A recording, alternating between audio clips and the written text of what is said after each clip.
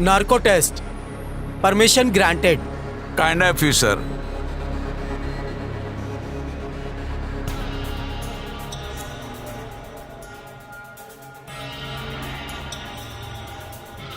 नाम बताइए आपका।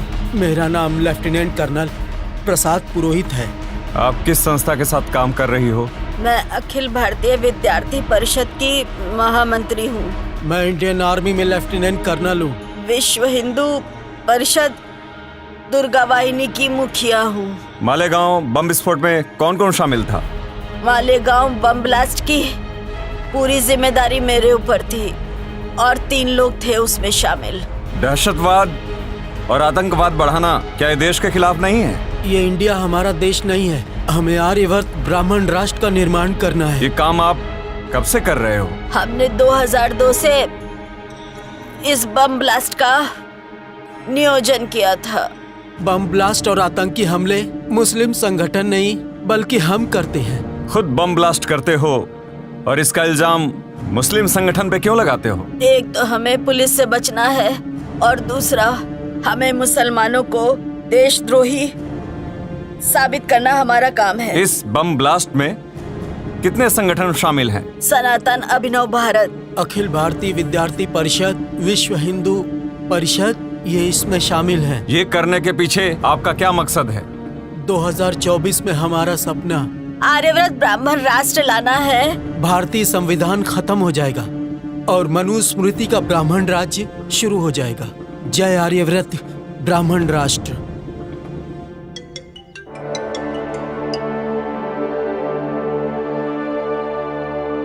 Hello, ATS chief Hemant Karkare speaking. हाँ, क्या कल सुबह? ठीक है, मैं आज ही के फ्लाइट से आ जाता हूँ रात को। कल सुबह मैं ऑफिस में आ जाऊंगा, बता देना। जय हिंद। मैं कम इन सर? यस, कमिंग कर करे।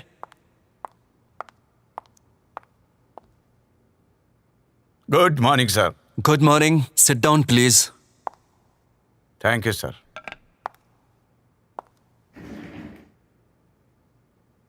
कर करे, आप क्या पागल हो गए हो क्या? मालेगांव केस में कर्नल पुरोहित, प्रज्ञा सिंह ठाकुर, इनके ऊपर आप देशद्रोह का इल्जाम लगा रहे हो, उनको अरेस्ट कर रहे हो। आपको मालूम है वो आरएसएस के लोग हैं। आरएसएस के लोगों के रग रग में देशभक्ति भरी हुई है और आप उन पर देशद्रोह का मुकदमा चला रहे हो, उनको अरेस्ट कर रहे हो। शर्म आनी चाहिए आपको। सर, मैंने कोई गलत काम नहीं किया।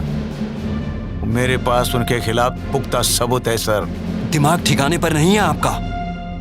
पुख्ता सबूत मिले कहते हो? Sir, Pragya Singh Thakur, lieutenant colonel Prasad Purohit और दयानंद पांडे के लैपटॉप में हमारे देश के खिलाफ बगावत के पुख्ता सबूत मिले हैं सर। प्रज्ञा सिंह ठाकुर और लेफ्टिनेंट कर्नल प्रसाद पुरोहित, इन्होंने नार्को टेस्ट में कबूला है सर। हमें मालूम नहीं नार्को टेस्ट मैनेज की जा सकती है? नहीं सर, नार्को टेस्ट बिल्कुल सही है, शक की कोई गुंजाइश नहीं सर। अच्छा बताओ, आप खुद ब्राह्मण हो, ब्राह्मण हो के ब्राह्मणों पर कार्रवाई करते हो, ऐसा क्यों? जन्म से भले ही मेरी जाति ब्राह्मण हो, लेकिन भारतीय संविधान के मुताबिक भारत में रहने वाले सभी नागरिकों की जाति भारतीय जाति होती है, चाहे कोई बौद्ध हो, मुस्लिम हो, सिख हो, ईसाई हो या लिंगायत हो। मैं कुछ नहीं जानता। कर्नल पुरोहित, प्रज्ञा सिंह ठाकुर, इनके ऊपर लगाए हुए इल्जाम वापस लेने होंगे आपको। सर, क्या मैं जान सकता हूं कि देश ने ब्राह्मणों को क्या कुछ नहीं दिया? हर जगह ब्राह्मण ही तो है। 4% ब्राह्मण है सर, मगर आईएएस, आईपीएस, मिलिट्री में हर ग्रेड में 80% ब्राह्मणों की भर्ती है सर। केंद्रीय मंत्रिमंडल में ब्राह्मण, राज्य मंत्रिमंडल में ब्राह्मण, सांसद ब्राह्मण, विधायक ब्राह्मण, मंत्रियों के ओएसडी भी ब्राह्मण, हर जगह ब्राह्मणी का राज है सर। सच कहूं सर, सच कहूं, यहाँ का हिंदू ब्राह्मण को भगवान मानता है, और इसके बावजूद भी, इतना मिलने के बावजूद भी ब्राह्मण देश से गद्दारी करता है। आखिर ब्राह्मण चाहते क्या है? आर्यवर्त ब्राह्मण राष्ट्र चाहते हैं। ब्राह्मण इस हिंदुस्तान को ही आर्यवर्त ब्राह्मण राष्ट्र बनाना चाहते हैं। ब्राह्मण उनको सत्ता का टुकड़ा नहीं, पूरी सत्ता ही चाहिए, एब्सोल्यूट पावर, समझे? आपको ये मंजूर है सर? मेरी भी यही ख्वाहिश है। हरगिज नहीं सर। आरएसएस, सनातन, अभिनव भारत, विश्व हिंदू परिषद, प्रज्ञा सिंह ठाकुर और साथी मेरे देश के दुश्मन है सर, और मैं अपने देश के दुश्मनों को कभी माफ नहीं कर सकता। तड़पा तड़पा के मारूंगा देश के गद्दारों को, यही मेरा इरादा है सर। देखो करकरे, प्रज्ञा सिंह ठाकुर और उनके साथियों के कारनामों पे पर्दा डालो, छोड़ दो उनको। आपको माला माल किया जाएगा, आपको जो चाहिए वो मिल जाएगा, लेकिन सिर्फ आपकी जुबान बंद रखना। शेर कभी मौत से डरता नहीं सर। होश में आओ करकरे, अपनी जान गवा बैठोगे। जिस रोज मैंने वर्दी पहनी उसी रोज मैंने जिंदगी को अलविदा कहा था। अलविदा सर। सुनो, आर्यवर्त ब्राह्मण राष्ट्र के लिए उसे बलि चढ़ाना ही होगा।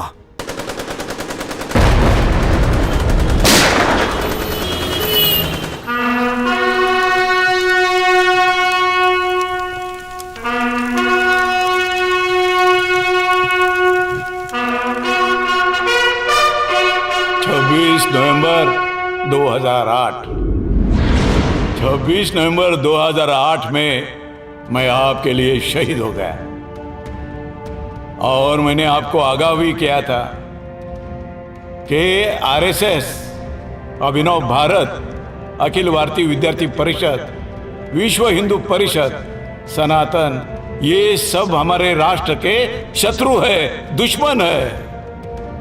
मैंने आपको आगाह किया था, मैंने ये भी बताया था कि इनका ख्वाब यहां पर आर्यवर्त ब्राह्मण राष्ट्र बनाने का है। जाग उठो। मगर मैं देख रहा हूं कोई भी जागा नहीं है। ये ब्राह्मण आप में से किसी को हिंदू मानता नहीं, आपको गुलाम मानता है, बेवकूफ गुलाम। ब्राह्मण अपने आप को भगवान मानता है और आपको राक्षस मानता है। जाग उठो, इनको ब्राह्मण राष्ट्र लाना है, संविधान बर्खास्त करना है, क्योंकि ब्राह्मण समता नहीं चाहता। ब्राह्मण अपने आप को श्रेष्ठ समझते हैं और ये हमेशा असंतुष्ट रहते हैं। इनको इस भारत देश को आर्यवर्त ब्राह्मण राष्ट्र बनाना है। साथियों, आप सोचते होंगे कि मेरा बलिदान बेकार जाएगा। मैं आपको आगाह करना चाहता हूं, अगर आप नींद से जागे नहीं तो आप सबका नुकसान हो जाएगा। आप देख रहे हो कि मोदी नाम के शख्स ने हमारे देश के सभी उद्योग बेच डाले, इसलिए schedule caste, schedule tribe, OBC और अल्पसंख्यक इनको नौकरी मिलने वाली नहीं है।